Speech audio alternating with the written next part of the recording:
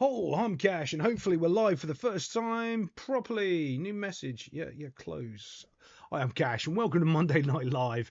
Tonight's topics are going to be quite interesting. We're going to go over a whole bunch of stuff. Obviously, we're going to talk about some of the things that went over on the weekend through a bunch of these games. We're going to talk about managers not understanding how you win football. Well, when you win, you act like you've already won before, and not like I don't know, an idiot on the sideline. That way that your team believes in you. We're going to go all the way over that. It's going to be fun. What else are we going to go over? We're going to go over some of this Gary Neville nonsense, which is going to be quite interesting, and why that's kind of important. And what, yeah, I'll get into that in a little bit as well. We're also going to talk about referees and egos, and what that actually is and means. Because first of all, you've really got to understand what is ego before you can say, does the referee have an ego? Which is which is pretty important, really. If you don't know what ego is, how can you say the ref's got one? So we're going to cover that as well. Obviously, we're going to do Sunderland a little bit as well because Sunderland, yeah, I thought they were going to win that game. Obviously, we'll talk a little bit about respecting the opponent as well. That was one of the things coming up quite a bit with people, and understanding the fact that how you talk to your opponent and how you act is very, very important in football, right? If you're giving your opponent too much respect and stuff, like when James and stuff gets in the chat, we'll talk a little bit about it because it's very important when you how you play the game and how you conduct yourself against the other team. If you're constantly trying to be best mates for the other team, that's a problem. I do want to talk about the ref cam as well and why this ref cam is being used. I have a feeling, well, I know, I don't feel, I know why they've done it. Um, because it's a first person shooter video game and it makes them look like a first person shooter. So what that does is it's a video game aspect. It's not about being like running around with a gun and first person shooter, but it's that concept. It's that attitude of we can get in young viewers because it looks like a video game with the referee running around. That's why we've got RefCam on there. That is, I guarantee you, that's the reason why. What else are we going to talk about? Apparently I've got Chelsea's goal written on my show notes here. Not sure why that is. Yeah, but that's on there. Oh, there's another point that was brought up in Patreon, which I completely and utterly agree with, is that sooner or later there's going to be backlash towards referees of the physical nature. We've seen it all over the world before, where refs have been chased out of stadiums and all sorts of stuff. It's going to happen. Sup, buddy? The ref cam is great to view goals at certain angles. Yeah, but I'm talking about why do they brought it in, right? I think they've brought it in to try to sell, to the younger viewers. Oh, look, it's hip.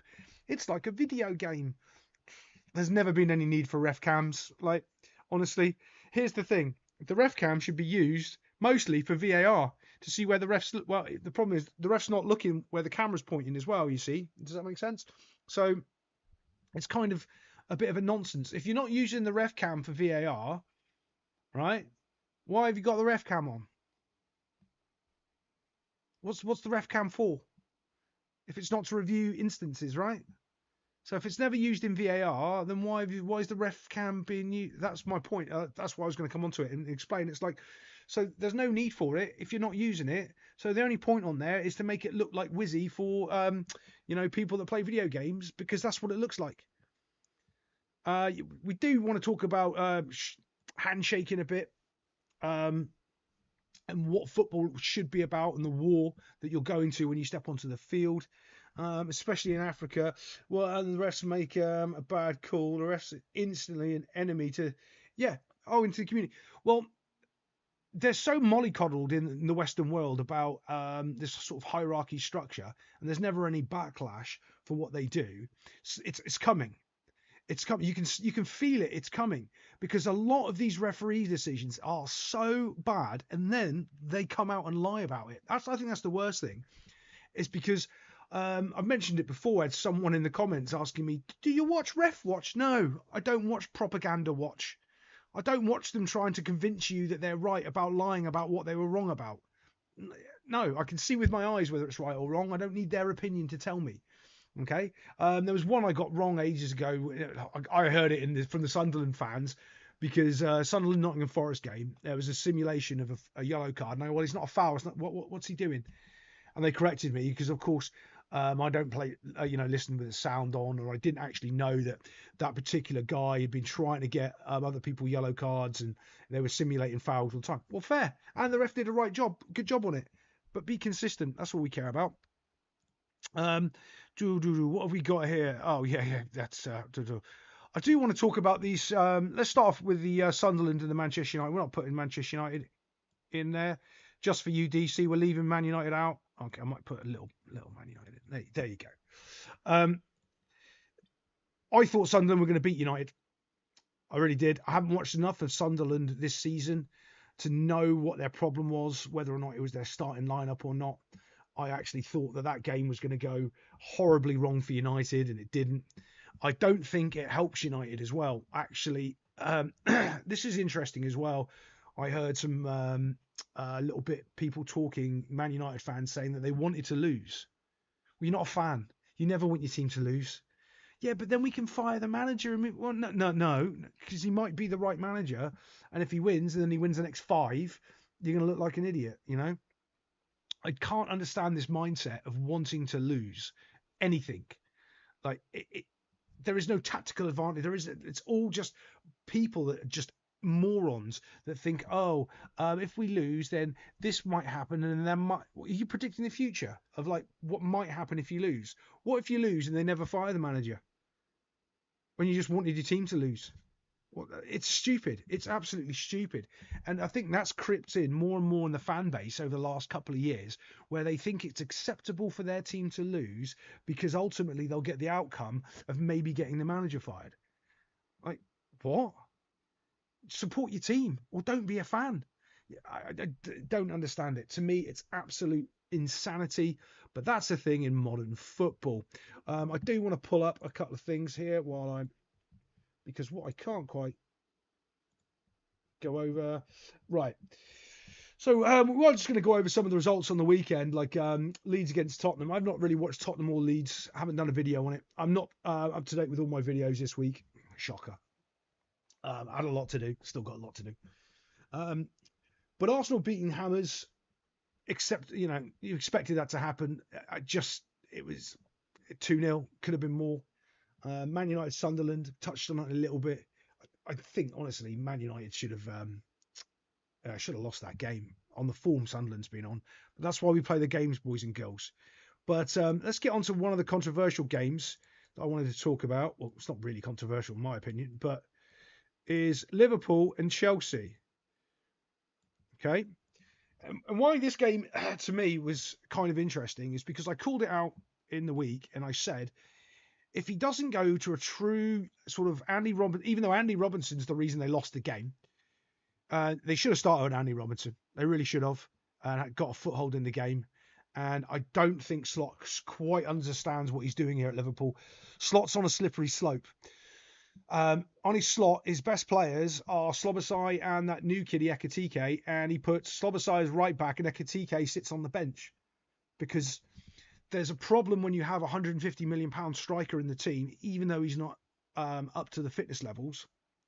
He gets put into the team, and he shouldn't be in the team. He's not quite there. He's not quite good enough. He's like Isak needs a little bit more time to get up to the fitness levels, and Ekitike scoring goals. So you leave him in the team scoring goals. How every team is built, right? And every balance of a team is built with a strong foundation at the back four. Liverpool have changed 2 of their back 4. Okay. You can't do that and then change your whole midfield and then change your whole forward line. And remember, one player in your forward line is changing your forward line. One player in the midfield is changing your midfield. One player at the back, and they've changed 2 at the back. Yeah, it's almost like a science experiment. You can't know which variable in the experiment is actually letting you down if you're constantly changing too many variables. Is it Slobosai right back that's the problem? Is it the new left back who hasn't settled into a bigger club where the pressure's higher? Is it the midfield is letting the left back down because we've changed the midfield? Is it the striker's not doing his job? You don't know. All of these is just you're sticking your finger up in the wind and going, I know the answer. Well, you're not finding it. And it's a complete mess at Liverpool right now, in my opinion. Like I've been saying for weeks, they've been coming to the point where Liverpool are going to get found out. And there's going to be a little bit too much pressure on their back four, on their midfield, and they're not maintaining and possessing the ball as well. Um, but that's enough of Liverpool. I want to talk a bit about Chelsea because Chelsea got another man sent off. That's 3 weeks in a row. This time it was their manager. Um, uh, is the highest paid player and getting benched. Yeah, that's another hard thing to do as a manager. So, like Arnie Slot has to have the courage to be able to bench players. Like even Mo Salah's playing useless. Bench him. Like bench him. Don't care. Bench him. You're not playing. You're not performing. You're not working hard enough. Get on the bench. On you go, son. And because he hasn't done that, and he's going with the most expensive players. Who's that kid? Verts, Isaac, and Mo Salah. All three aren't performing, and you're losing football games. Ultimately, as a manager, you get fired. Those players still stay there. You go, sorry, mate, sit down until you can perform. You have to be that strong of a character. And I don't know if Arnie Slot's that strong of a character to sit those players down and say, oh, the other thing I've got a bit of an issue with Liverpool, Van Dijk's having a shocker. That's why I keep calling him the most overrated centre-back in the Premier League. No one's calling him out on it. They're all calling out Konate. Konate, from what I saw in that game, is covering from mistakes from the right back and all sorts of things. Is he playing great? No. But neither's Virgil van Dijk. And he's just like, oh, no, can't say anything about Virgil. No. I don't understand it. Someone will have to tell me why you can't say anything wrong about Virgil van Dijk. Maybe they kept Salah on. Yeah, maybe just to take the penalties. Yeah, maybe that's what they did. But this is a bigger thing to me with Chelsea and their manager. Running down the sideline to celebrate a 2-1 win at home against Liverpool, okay, at this point in the season. To me, that's nuts. I mean, it's absolutely nuts that you're running down the sideline to go and celebrate with your teammates, right? You're the manager. Here's a trick I'll teach you is if you want to be a good football manager. You don't change. You lose. You don't change. You win. You don't change. You have to be a rock because your emotions now affect the team. And everything that you do, oh, don't forget Gatpo's. Oh, yeah. He's not having a great game either. Don't forget, though, if you react to the referee's decision, your team now reacts to it. So if you say to the referee, that's a shocker, that's awful. All right, it's like all your football players, all your grown men are running around are little babies, and the babies react to daddy on the sideline. And what daddy does is if his energy goes, ooh, that's bad, they all start disrespecting the referee, and the referee gets worse, disrespecting, calling on those players. When you start changing your energy on the sideline, it affects the team massively, absolutely massively. And running down the sideline when you win a game in October shows that you don't know how to win. It means emotionally, like what are you? Did you lose the league to Liverpool last year? No. Did you lose the cup final to Liverpool last year? And that's why this game meant something because it's the next time you've played them since you lost the cup final to them? No. So why are you acting like you've just won the World Cup against Liverpool in October? It's mad. It's mad. And it's the signs of a bad manager. It's the signs of someone who doesn't quite understand what he's doing. He doesn't really understand how to keep his team sort of motivated and organised as it builds forward. So yeah, it's a bit, I don't know, it's a bit sad really. I'm going to watch that space because I've called it out now. Watch what happens in the next couple of weeks because I guarantee it'll happen again. But I do want to talk about the tricky trees and Newcastle. It's like the second Newcastle game I've watched. Newcastle are just rubbish to watch. They just run around kicking people and then diving and stuff. They had a spell of football for about maybe a minute and a half or 3 minutes on the right-hand side where they kept doing this little passing pattern that was quite tasty. Other than that, I really didn't see much from Newcastle as a football team. And I do think Forest are in a real bad problem with Ange Postecoglou. But also in that game, noticed something very different about Ange and what he was doing with his lineup. He wasn't trying to play a high line. He wasn't trying to do any sort of whizzy. He was playing almost like a solid back five, 4 and a 1. He was defending quite well. So what he's doing, he's adapting. I can't say that word. Adapting. You know what I mean. Adapting his tactics to the situation, which overall I thought was pretty good. I thought that means he's going somewhere. But also I do think Jolin and Mr. Shin Kicker, they all are. I was shocked. I genuinely am shocked. I'm gonna have to watch another Newcastle game to give them the benefit of the doubt. I'll probably watch a couple more by Christmas anyway. But they just didn't look good. They made it difficult for the other team. They were physical. They won the ball a lot, but it was so stop, start, stop, start. And if I do another one, I am going to do a full analysis again on Patreon like I did for the Forest. I've got another Forest one coming. I haven't finished it. I restarted it. I'm going to do it again. I just got caught up. There's too much going on, unfortunately, for me just to be able to have an hour and a half, 2 hours to sit down and do a full breakdown. And I wish I could do it live here. I wonder if I could go live on Patreon and do it there. That might be fun if I can do it live over there. But that would be interesting.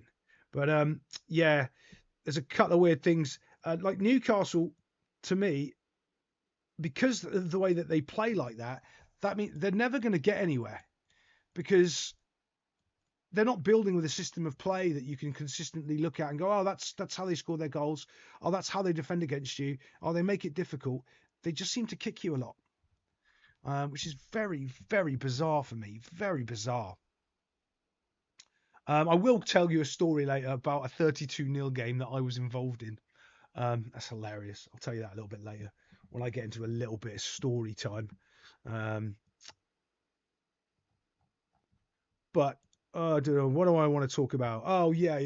The other thing as well is because it all comes down to this sportsmanship stuff as well. And the modern sportsman isn't a sportsman, which is really insane to me. You don't shake hands with the other team or pretend be their friends until after the battle. The number of Premier League players that are, acting like best mates and shaking hands and being friends, to me, is insane. You just don't do that. It's not if you want to win in football games. Whatever people talk about changing, creating, they also include set pieces like free kicks, corners and throw-ins. Right? Yeah. Throw-ins has become, they've figured out they can throw the ball far. Wow, throw-ins are becoming more of a part of the game. It's going to get boring soon. You're going to see teams doing long throws. There's going to be lots of them. Yeah, and a lot of the reason why long throws and stuff like that work is because the central defenders really can't defend set pieces properly, right? So think about what you've just said. They can't defend corners and set pieces properly. We see a lot of goals going in from corners. Well, what's a corner? It's a cross into the box. What don't you see in the Premier League? Crosses into the box. You see everyone trying to get down to the byline, into the half spaces, cutting the ball back, all this little nonsense. When was the last time you just saw somebody get the ball wide, whip it across, 2 seconds later, get the ball wide, whip it across, and have the defenders deal with it? They don't. So that's why a lot of these people can't defend corners. They can't defend set pieces very well because, well, they don't deal with it properly. And because they can't deal with it, then what that'll happen is that people will start doing long throw-ins and they won't be able to deal with that. So they'll do more of it. And you can see that evolution starting to happen. Hello, buddy. I'm happy I finally made one of your eyes. Woo, welcome. Oh, I did want to talk about that save as well. That's it. Moise Caicedo, you reminded me. That shot. So this was my point about Moise Caicedo's shot. Good shot. But if you've got one of the best three goalkeepers in the world, say a Donnarumma's in goal, say an Alisson's in goal, you're expecting him to get a hand to it. Not necessarily save it, but get a hand to it because that's why they're better. If it's an Onana in goal, you're not expecting him to do anything. It's like, yeah, they're going to score on that goal. But anything outside the 18-yard box where he's got such a line of sight on it like that, you're expecting the keeper to try to get, like, he's going to get a hand on it. He's going to get something on it. Doesn't mean he saves it. And that's why the best 3 or 4 keepers in the world are the best 3 or 4 keepers in the world, like a Courtois and an Anna, and all the other ones are all below them down here. There is that separation there. And that's what separates those top goalkeepers and everybody else. And there's very few of those top goalkeepers. Like, I think Martinez might have been able to get a hand to it. But that's a huge sort of difference. And there's the difference in levels as well of sort of, like, there's no way Jordan Pickford's saving it because his little dinosaur hands can't get up there hard enough. And that's one of those things where, like, oh, who is it? Who was really bad at it one time? They caught him out. I think it might have been David De Gea going back a couple of years ago. He was struggling with shots from range. So everyone just kept hitting him with shots from range. He was giving up rebounds. So there's certain types of goalkeepers that you can and you can't do things like that with.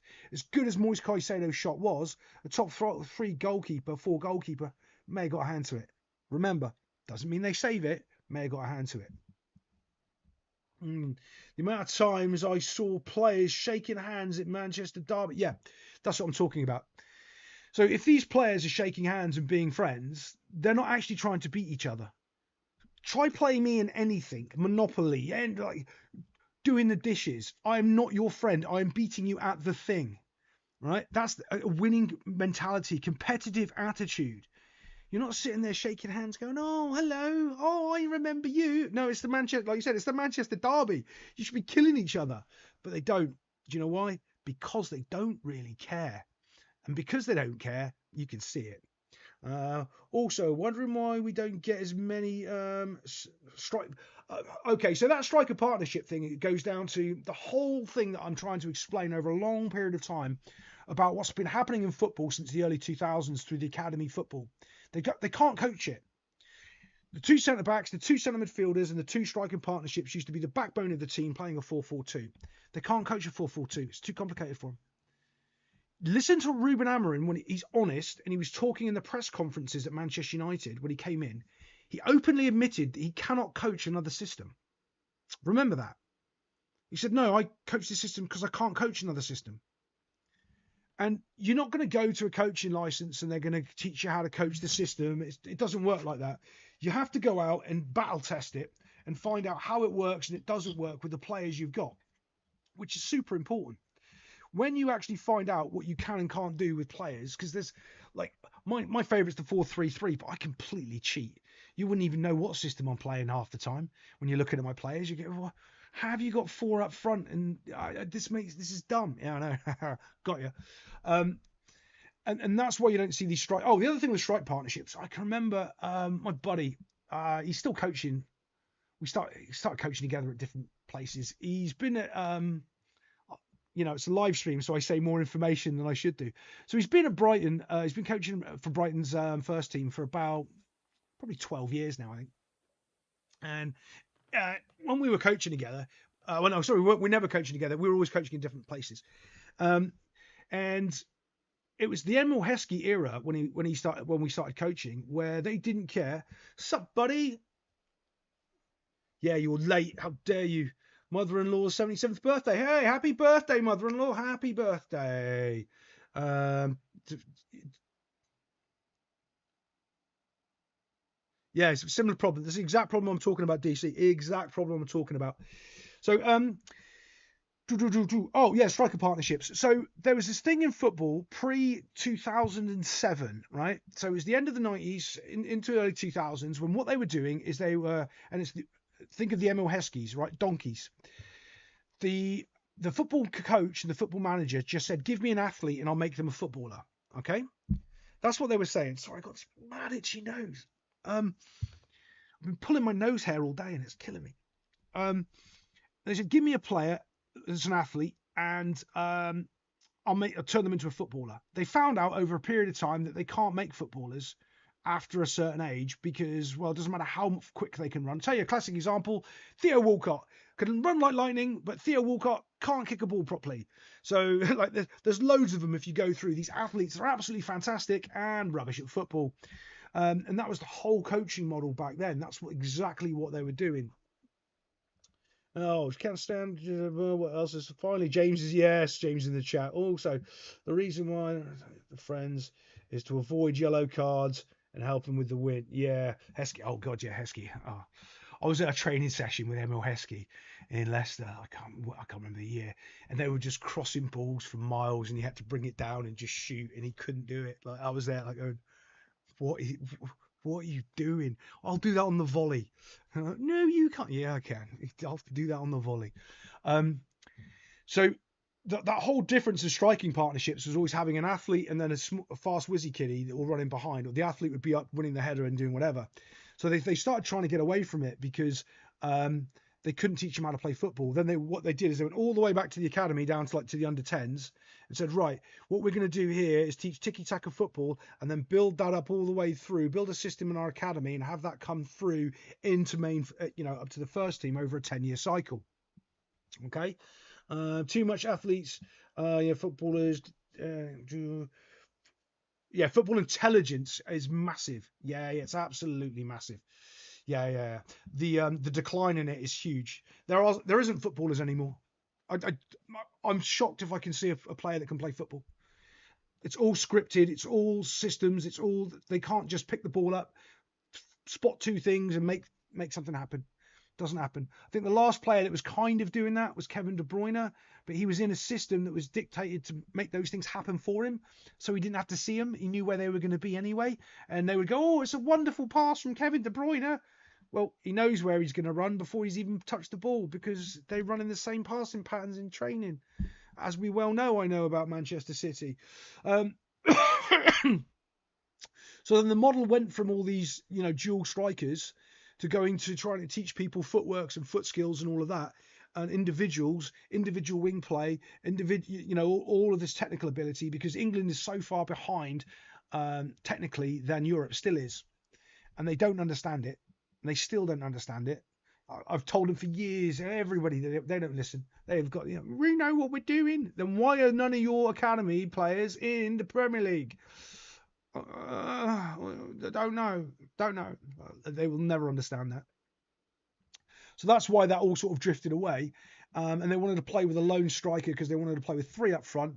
Why? Because it's easy to coach, because you can create the width without trying. You don't have to have fluid players moving. What you would have, right, with two up front, you can have, there's so many different systems where no matter which side it was on, one would always be drifting to the one side wide, coming back, and the other one would be drifting wide, coming back to create the space in the middle. They don't know how to do that. They can't have footballers drifting wide and then coming back in again and losing their marking. Like they can't do it. They don't understand it. Back in my day, the only training in the morning, down the pub, then the golf courses. Yeah, that's right. James, I don't know if you'll remember this, right? There was a time in I can't remember that. It's going to be in the 90s when Tony Adams admitted that the team halftime team talk was done in the pub. They'd all run across when the manager wasn't looking, and they'd all be in the pub having a quick pint at halftime to run back in. And they didn't do it every game. They only managed to get away with it in a couple of games, but that's what they would do at halftime: run over to the pub and have a beer. I don't know if it was in the Premier League or in the old. It might have been in the Premier League or the old First Division. I can't remember when Tony Adams stopped playing, but to me, that's it's kind of funny. But yeah, the game's gone completely and utterly bizarro weird. But let's just talk about something that's going to blow everyone's little minds, because I'm going to go on a rant about egos, as I've just dropped three things over here that I don't even know how I managed to knock them over. I've got too much stuff on my desk. I really do. That all needs to go. Right, so we're talking about egos and referees. So first off, what do you think an ego is? Okay. Have a little think. What is an ego? So what an ego actually is, it's that voice in your head. If you're ever in the shower and you're sitting there and you're having a dialogue in your head with what you've got to do tomorrow or what I need to do this afternoon, first things, I'm going to bed in a minute, but before I go to bed, I've got to make sure I've put the dishwasher on. I've done these things, If you're ever having that little voice in your head, that's ego. Okay. You're in a monologue. Your inner thought patterns. It's generally some people call it your conscience, what tells you right from wrong. Your inner inner monologue. They reckon between 25 and 37% of people do not have an inner monologue. Okay? So when you try talking to them, you can't rationalize with them. You've seen them all over the world. You've had them as your managers. You're trying to talk to them, and there's nothing there. So you've laid out a perfectly logical argument, and they can't follow it because there's nothing up there. The only thing that they think comes out of their mouth. They have no objectability to sit back and think about what you've said, think about it, mull it over, and then come out with a decision. Okay? They can't do that. So what you're really talking about is the people that it's a whole different way of sort of understanding what people think. I find it weird that drunken footballers play better. Oh yeah. Oh God, yeah. Yeah. Why do they run to the pub to drink when they're... Well, because they could get 2 pints in if they ran across the road, because it was right next to the stadium. So if you think about what that ego is and that ability to think, okay, that ability to question yourself, whether or not your decisions were right or wrong or anything in your life, and then you suddenly realize there's a whole section of humanity out there that don't have that inner monologue. When they're not speaking, there's nothing going on up there. It's completely silent. They're not re-refereeing the decision. They're not thinking about the thing. It doesn't happen.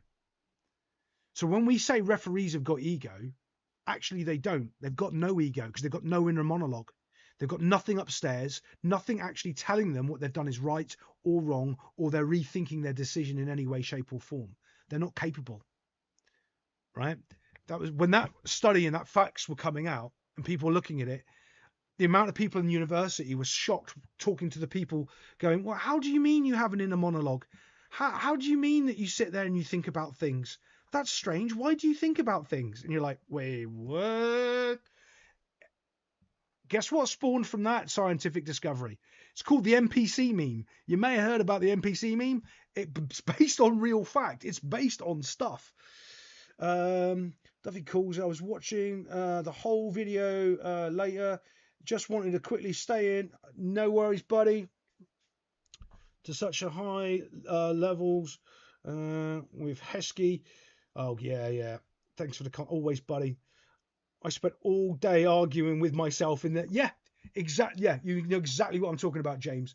Yeah. So when you're arguing with these referees, there's nothing up there. There's absolutely nothing up there. They're devoid of ego. So they can't actually process a decision or an idea because there's no brain cells up there. They're not capable. If they were capable and they did question anything, they wouldn't let them be the best referees. They only have the people that have no ego. But we think they have an ego because we think it's about them. Does that make sense? We live in a inverted world. Whatever we think is what they're saying, they're not. They're saying the other thing. So when we go, oh, they've got an ego, actually, in reality, they don't have an ego. And having an ego is not a bad thing. Having an ego means you're questioning yourself. It means you've got a conscience. It means your inner monologue's running. It means you're thinking about things. It means you're breaking them down, understanding things, all on your own. And what do they not want you to have? Don't have an ego. You'll hear it all the time in the world. Oh, yeah. Yep. Exactly the same. Exactly the same thing with the police. Yeah. And you can spot the people as well. You can spot the people as soon as you know, oh, it's not even worth talking to them because they can't understand me. Their brain doesn't actually function. Tell you someone who thinks like this, that's Gary Neville.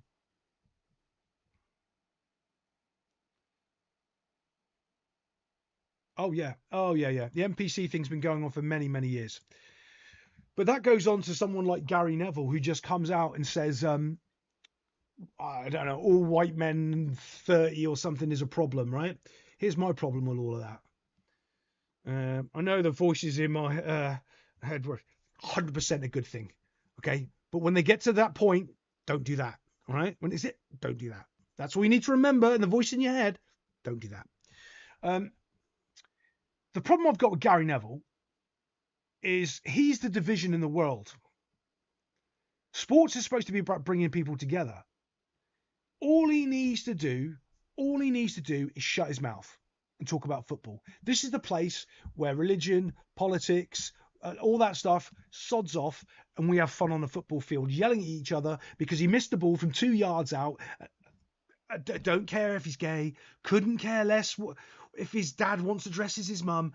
None of that matters. What we care is can he kick the ball in when he's on the goal line and not miss? Nicholas Jackson. Like, can you do that? That's all we care about. Like, the more they keep bringing in politics into all this football, they're going to divide everyone even more and more and more. That's what I can't stand. Stop ruining sports with your political nonsense, Gary. Like, he's an absolute clown. Yeah, talking yourself is a sign of madness. I tell you what, you'll find out loads of little things like the only two things is inevitable is death and taxes. Well, is it? Do you know how the universe functions? Is death a thing or is it a transformation? And taxes are illegal. So, but they brainwash you with death and taxes. Yeah. There's so many things that they lie to you about, and you just take it on the chin without even thinking about it. In Africa,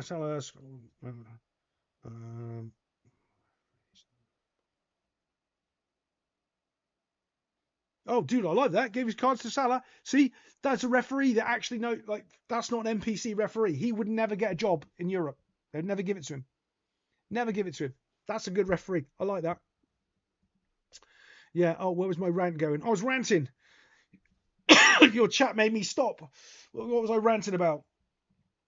Oh yeah, Gary Neville. Oh, shut up, Neville. Let sports be sports. I mean, like the amount of corruption in sports because because the Qataris are building his flats and his apartments and he's going to raise his 70 million to 150 million wealth. Like, sod off. There should be a point where we just don't allow these people in football. Like, we just go, no, we've had enough of you. Sod off. No one takes you seriously anymore. You're just here to rob the people that you are slandering, basically. The only thing guaranteed in life is Everton win from behind Vias's Palace. Oh my God. I can't believe I put that video on Patreon because I wanted to show the Palace. Palace should have scored 4 goals in that game. Absolutely should have 4 goals. Oh, there's no law between me and Gary Neville. No, none at all. He is one of the dumbest human beings that I think walks the earth, and is one of the most moronic football pundits you've ever heard. Pretty much 90% of everything he says is either stupid or everybody already knows what he's saying. Everyone just already know. Like, what are you saying? We already know what you're saying. Like, tell me something that I don't know. Yeah. Yeah, it's not a great one. Honestly, I've just been too busy with today. I've got too. I get to the point where, because my foot's still hurting, I'm still injured. I still can't walk. And as soon as I was doing great, I had to go to a school for my daughter and stuff, and whole day walking around the school just broke me. That was it. Next, I was back to square one again. But you do what you do, right? But oh God, I should have turned Steam off. Stop messaging me on Steam, you crazy people. Oh, going on about that ref rant though, like I was saying, James, I don't know if you were here for it. There is going to be backlash to these referees in the real world. One of these referees is going to get assaulted by someone. It's going to happen. Someone's going to have enough is enough, and someone's going to kick off. And what that'll bring then is another line of hate speech laws that you can never say anything bad against a referee because of this one incident over here. And because of this, now any disrespect to a referee gets you banned from the Premier League stadium for life, and locked up for it's the UK, so probably 12 years. That's going to happen. That will happen, and I don't mean it's going to happen this season straight away, but it's going to happen pretty soon. Yeah, there'll be a ref backlash on or off the field. Yep. Well, do you remember Mourinho did that? It was an English ref again, really corrupt in the when Mourinho lost, and he shouldn't have lost because the ref was dodgy as hell. And the European fans weren't having it, and they confronted him at the airport. Do you remember that? That's going to happen, but on another level. You're already starting to see little snippets of it, starting to creep in, and it's going to get to a massive flashpoint. because everyone's kind of starting to realise that it's all fixed and dodgy, and like especially when you're starting to hear some of the VAR talks back. The Newcastle Arsenal game when they denied Arsenal that penalty, and it was a clear penalty with Jokered's going through, and the talk that VAR gave was leading the referee to a path not to make his own objective opinion, basically to say it's not a penalty. Mourinho was doing it last season in Turkey. Yeah, it's always Mourinho, isn't it? But I think there's a lot of it in Turkey anyway. Like there was open corruption going on in Turkey before Mourinho got there, and I just think he called it out. How do you balance school and everything else? How do I balance? I'm currently 1 week behind my law degree right now. Got a new shop that opens Thursday. Good luck with that. I've got to try to get there somehow tomorrow and do some stuff. It's not fully my shop. I've got bits in the shop, so it's not all me, which is good. I don't know. I got to pick my daughter up from school today. I don't think I'm going to get to do it the rest of the week. Can barely walk. Yeah, good luck. DC, one of my old business mentors went, if you can't get it done, sleep an hour less. There's always more time if you don't sleep. You know what? I do like Mourinho for his honesty. He's a good manager. I respect Mourinho, always have done. He's not going to make you a better player. He's not going to make you win the Ballon d'Or, but he's going to make your team win a championship if you leave him there long enough and give him what he wants. Always. Dermot Gallagher is the head of the referees, but gives the dumbest reasons. That's the problem. And there's no one there to question him. There's no one there with an ounce of intelligence that can listen to what he says, show the footage back and say, well, you're saying it's complete rubbish. Because they wouldn't be on TV. They wouldn't allow him to do that. Which is huge. When Roma lost the final, yeah. He followed the ref. Yeah. Oh, yeah, they all did. Oh, thanks, buddy. Yeah, because like to be honest, I don't make hardly. Well, I think I make more money on Patreon from my 2 Patreons than I've made on ad revenue on YouTube, right? And I don't do this for the ad revenue or for the views. I do this to try to get knowledge out, to help people do stuff, change their life, try to do something different, right? You're crazy if you say you're going to do YouTube to be rich and do that. That's a tiny percentage. And you have to play the game and say all the things. If I was doing Arteta out videos and who's that guy? Manchester United guy out videos, I'd have 50,000 subscribers, but no, there wouldn't be any intelligent conversations. You couldn't talk to people about interesting things in football and learn from each other. It wouldn't be that. And I want to have a community that knows that over everything else. A community that learns football, understands things. I give secret stuff too that I've got, I'm not supposed to have. And and the knowledge keeps flowing through.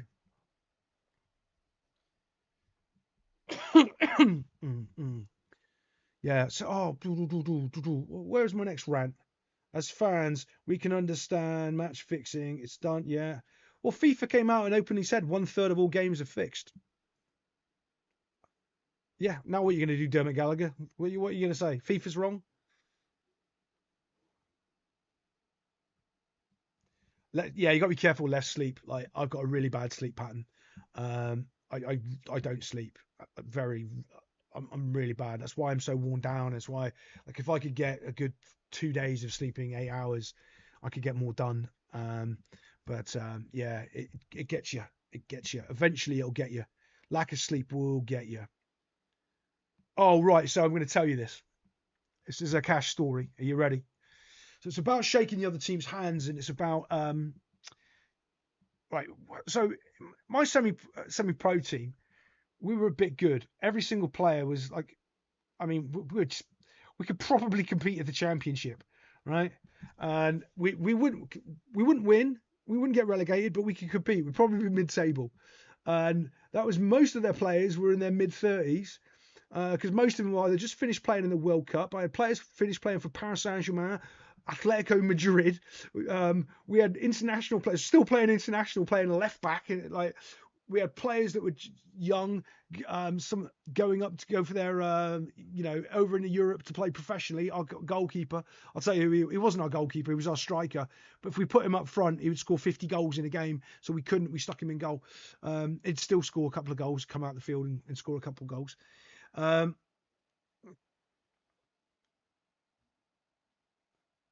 Oh God. Oh God, yeah. Put them in a local club. See how long. Yeah, they wouldn't last. They wouldn't last one game. They wouldn't last until halftime. So this goes back to when you're playing in teams. So like a lot of the times, when I was playing and stuff, you had to be friends with the other team after the game because you had to do sit down meals and stuff with them. It wasn't just a case you could just ignore them and go home. That wasn't the case. So like when you're playing on the lesser leagues, you're shaking their hands and you're doing stuff like that. You speak very well. Most of these YouTubers are just screaming and shouting nonsense. That's the issue. But if you scream and shout nonsense, people will watch you.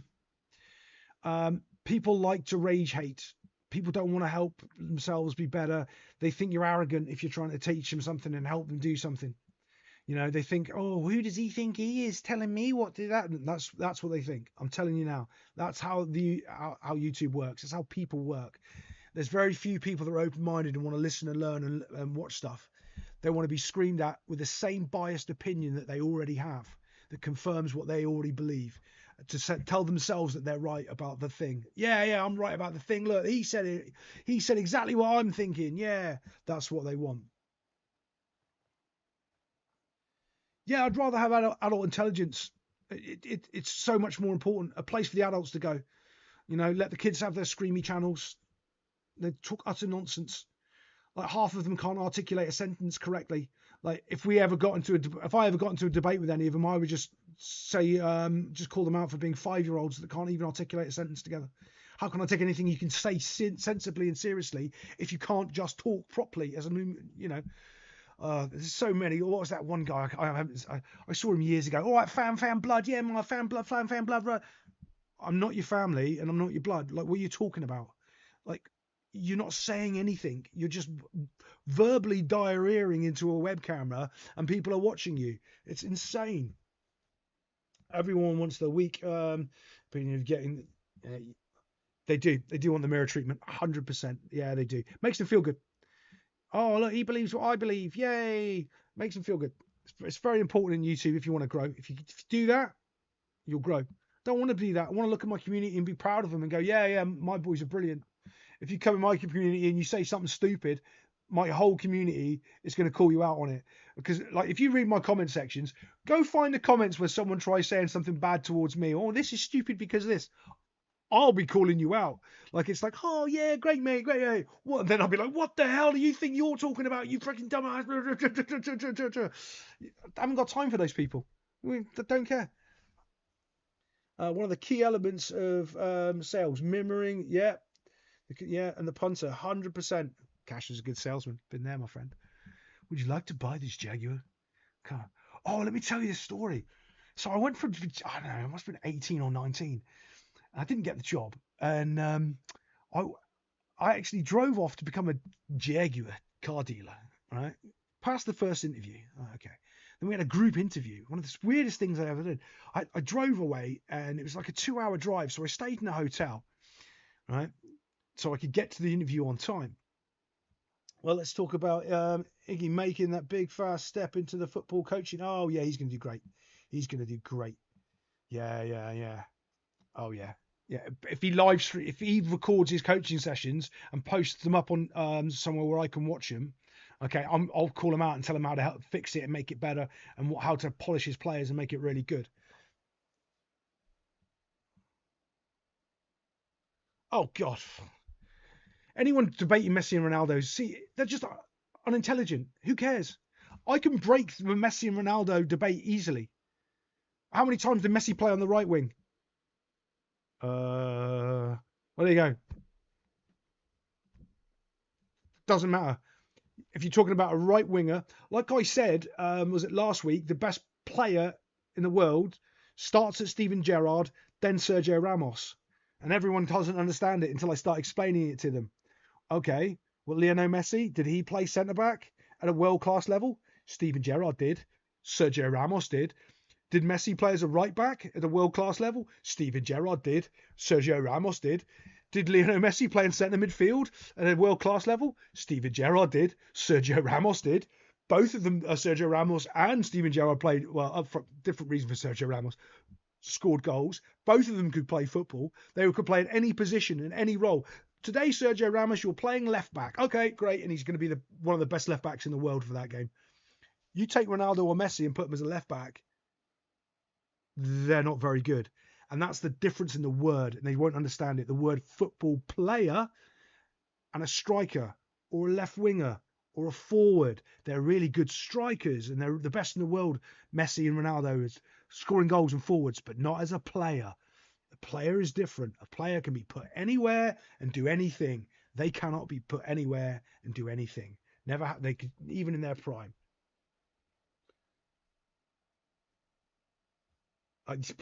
I heard that rumor about Ronaldo. Oh, I've got some Ronaldo rumors. I'm gonna have to look into them a little bit more. I've got some rumors about that.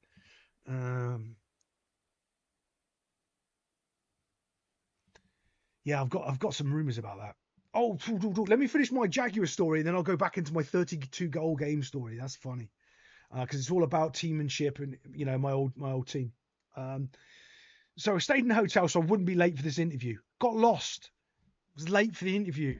I wasn't, but I was, right? So they had like the little coffee thing before you go. Everyone goes into the room and sit down. I was late and I got there just everyone sitting down. Then you have to do like a math test and an English test. And they kicked out like half the group because they failed, like, this thing. This is for a Jaguar car salesman. And I was by far the youngest person in there by about 15 years. Everyone's been car salesman. I've never sold a car in my life. And then we were put into these groups where you were given a task and you had to figure out this group of 6 people. And, and this was the task. You're on a hot air balloon, and every 2 minutes you have to throw somebody out of the hot air balloon or you will die. Okay, so in my group, right, we're all sat there, and there's all these old people there, and I've got 2 girls, and there's I think there's about 6 or 7 of us, and a bunch of guys, and there's all the roided up guy, and they're all doing their thing. Yeah, I'm not reading that out loud, but yeah, 100%. Yeah, I think there's a lot more to that as well. So in this group, we've got to do this task about doing a hot air balloon, and someone's got to be thrown out. So what you've got to do is you've got to pick a job, and your job is what you've got to use to banter to try to keep yourself inside the hot air balloon. He said, okay, go. I'll go first. Yeah, I said, I'm Richard Branson. I own this hot air balloon. So therefore, I will throw every one of you out before I go out because it's mine, right? And you all work for me. And then they were like, you can't do that. You're not supposed to. And there was rules like you couldn't be Superman and be thrown out. You couldn't be Jesus and all this sort of stuff. And they were like, and they kicked me out. They were like, I was like, what?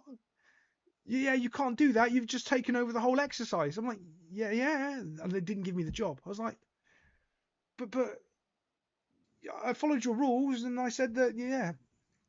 But there we go. That's how I did become a car salesman. So back on this teamwork stuff. Like when I played a bit of Sunday League and stuff in the UK, everyone would go back to the pub and have a beer, no matter how violent they were on the fields with each other. Always go back and have a beer. So years and years later, we managed to do that again, but in our teams, in our semi-pro leagues we're playing in, there's a bunch of weird things where if it rained, they wouldn't try to they couldn't reschedule the game because of the way the league worked, and you wouldn't get the games in time.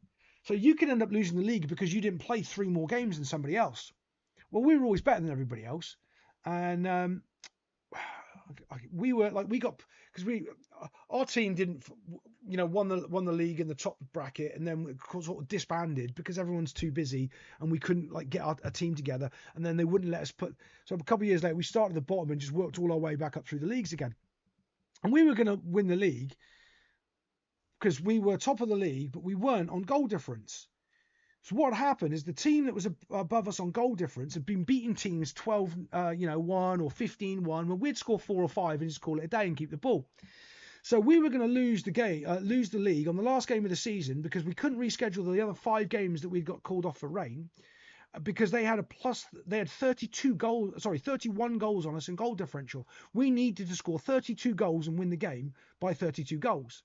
Well, we didn't know this. We knew this at halftime. We were winning 1-0. We beat them 32-0. This gets even funnier, right? So halfway through that half, they suddenly realised that we just turned it on. One of our players was so angry that we were beating them, walked off. He was having none of it. We played a player down. He walked off. He's like, no, I'm not doing it. I'm not winning the league like this. He walked off. And they didn't know what we were doing. So I was slowly trying to tell their players as the game was going on, because they were trying to kick us and be, violent. It wouldn't matter. Give us a free kick. We'll score it. You're not good enough. But I told them at the end, come to the pub and I'll buy you all a beer. And I bought their whole team a round of beers at the end, for sportsmanship, just because that's what you're supposed to do when you batter a team. Now, about 5 years later, a friend of mine goes, Cash, I was on the train and I was going out to watch the Atlanta Falcons, and I was chatting to this guy on the train. I told him where I was from, and he said a team up there beat us 32-0. And he goes, there's no way anyone could beat someone 32-0 in a game. And I'm like, yeah, that was us. Showed him the web. Look, yeah, we did that. Yeah. And he's like, how did you do that? Why didn't you start trying explaining the story that we're losing on goal difference and we wouldn't actually win the league even though we were one, But yeah. Ronaldo tweeted that some men. What?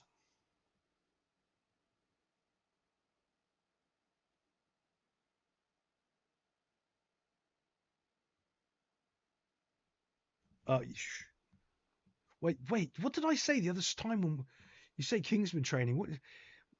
I've got to remember what I said in Discord, because I've got to be careful, because I do get carried away sometimes on little rants, don't I? Yeah. Got to be careful about what I say sometimes. Yes.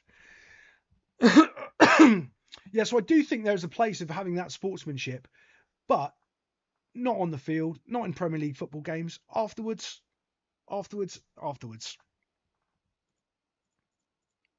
Oh, one of the other things, I never understood this phrase: respect your opponent. No, I'm not going to respect them. I'm going to be wary of them. I'm going to be, careful that they don't overrun us. But I'm not going to respect them. I don't want to respect them.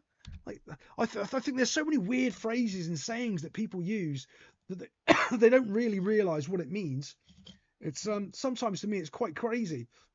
I never want to respect my opponent. I always want to batter them.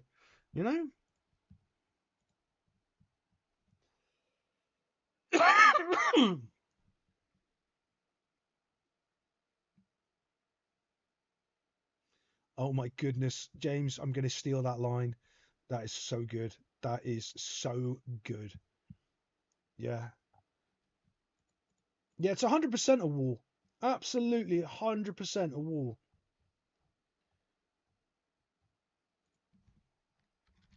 Just realised I've not done a bunch of stuff for my thingy. When you're at the end of your stream and you just realise you haven't set your stream up properly. I don't care. I have to get better at some of this technology stuff to help grow the channel, because I don't do any of it properly. I really don't. We need to get better at it. 32-0. Oh, I've got a funnier story. I had a girl. I was coaching this girls' team. Oh God, ages ago, and I was in a tournament, and there's one team shouldn't have been in the tournament. They just came into the tournament to make up the numbers, otherwise we couldn't have the tournament. And this girls' team was really, really bad. So what I did was we were beating them like 10-0 in the first half, right? And it was so foggy I couldn't even see what was happening on the game. It was that bad. Genuinely, it was that bad. I couldn't see what was going on in any of this football game. And so I started taking all my girls off and changing everything around so we didn't humiliate this team. And I did one of the worst things I'd ever done. I took this girl, Celia, out of goal, and I put Grace in. Grace, by the way, it was so foggy, she wandered out of goal and she was stood on the halfway. Our goalkeeper was stood on the halfway line. No one could tell. We didn't know. I look at him and like, Grace, what are you doing on the halfway line? Oh, I got lost, couldn't see. But I put this little girl up front who played in goal, and she goes and scores like 10 or 15 goals against this team. Because she's never gets the chance to come out on the field, and she's got all this pent up energy, and now she's like running around like a demon, scoring goals against this really bad team, and I'm trying to get her to stop, and she's like, no, like, oh, I felt really bad. My director of coaching phones me up on the way home. He's like, did you just beat some really bad team by 22 goals? Yeah. I tried to get my goalkeeper to stop scoring and she wouldn't. Tried to get her off the field, but the ref couldn't see me because of the fog. He's like, what? I'm like, yeah, it's one of those games. Yeah. Don't say that because Ronaldo will try to join in Discord.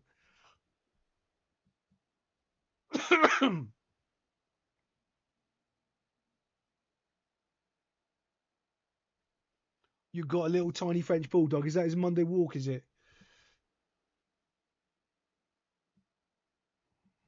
Oh, yeah. We do love our 8 p.m. shows. I've heard that so many times. Um, yeah, you understand what I mean about respecting the other team? I always believe as well, there's this weird thing about that word respect.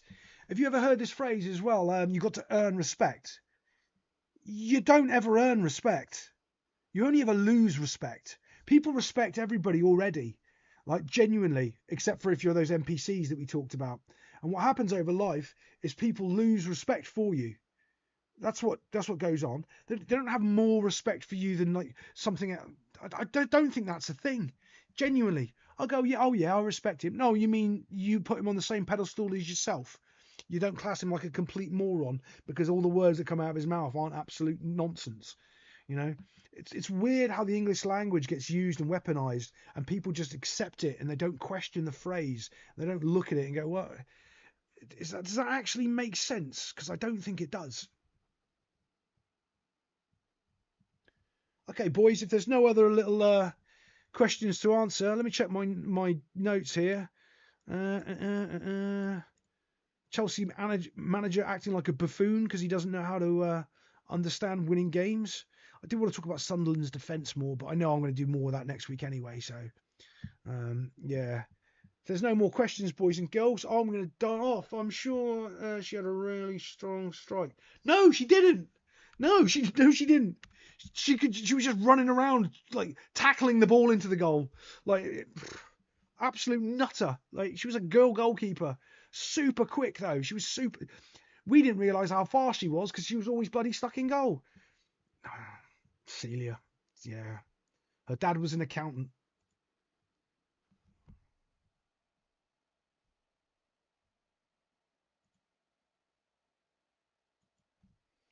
And you, Jamesy, and you. See you later, boys. DC in the chat, Jamesy. Everyone, good night. And I'm going to try to get some videos out of the international break and try to comment on some stuff. But I'll see you here next week if I don't get anything out by then. See you next time on Cash Talks Football.